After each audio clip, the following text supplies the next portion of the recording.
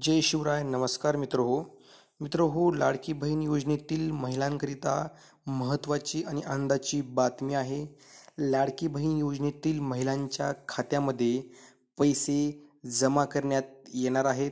शासन निर्णय जारी देखील करण्यात आलेला आहे. तीच माहिती आजच्या व्हिडिओमध्ये आपण जाणून घेणार आहोत. त्याकरिता व्हिडिओ न स्किप करता शेवटपर्यंत पहा. व्हिडिओ आवडला असेल तर लाईक करा, चॅनलला सबस्क्राईब करा. चला तर व्हिडिओ सुरू करूया. मुख्यमंत्री माझी लाडकी बहीण या योजनेअंतर्गत निधी वितरित करण्याबाबत महाराष्ट्र शासन महिला व बालविकास विभाग याअंतर्गत दिनांक 30 जुलै 2025 रोजी हा महत्त्वपूर्ण शासन निर्णय घेण्यात आलेला आहे.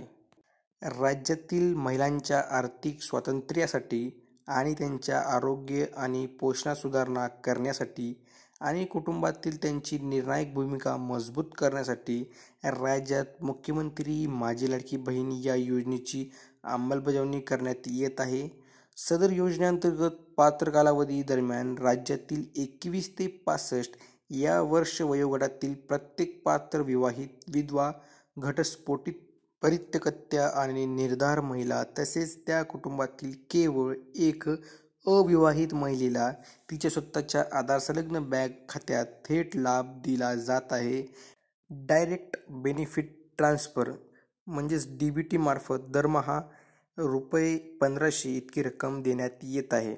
सन 2025-26 या आर्थिक वर्षात मुख्यमंत्री माझी लाडकी बहीण या योजनेच्या उद्दिष्टिकेखाली करण्यात आलेल्या 28,290 कोटी इतक्या अर्थसंकल्पीय तरतुदीमधून 2,984 कोटी इतका निधी पात्र लाभार्थ्यांच्या आधार संलग्न बँक खात्यात थेट लाभ हस्तांतरणद्वारे म्हणजेच DBT डायरेक्ट बेनिफिट ट्रान्सफर अदा करण्याच्या अनुषंगाने वितरित करण्याची बाब शासनाच्या विचाराधीन होती आणि त्यानुसार मित्रांनो आज 30 तारखेला हा शासन निर्णय घेण्यात आलेला आहे.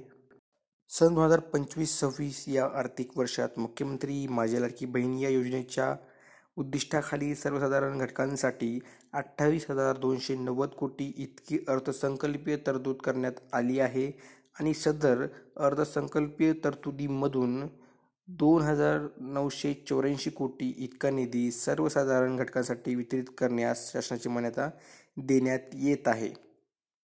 मित्रहो, याकरिता राज्यस्तरावरील स्टेट बँक ऑफ इंडियाच्या बँक खात्यामध्ये लाडकी बहीण योजनेची जी काही रक्कम आहे ते तात्काळ VPDA प्रणालीद्वारे ट्रान्सफर करण्याचे आदेश देण्यात आलेले आहेत आणि सदर योजनेअंतर्गत पात्र लाभार्थी महिलांच्या आधार संलग्न बँक खात्यात थेट लाभ देण्यात यावा व त्यांना आर्थिक लाभ अदा करण्यासाठी सदरचा निधी खर्च करण्यात यावा अशी देखील माहिती मुख्यमंत्री यांनी दिलेली आहे आणि या GR मध्ये देखील देण्यात आलेली आहे.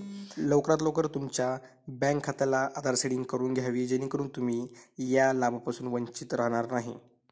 चला तर मित्रहो, आजच्या व्हिडिओमध्ये एवढीच माहिती तुम्हाला द्यायची होती.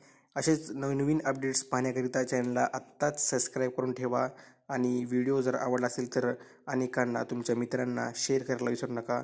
भेटूया पुढच्या व्हिडिओमध्ये. जय हिंद, जय महाराष्ट्र.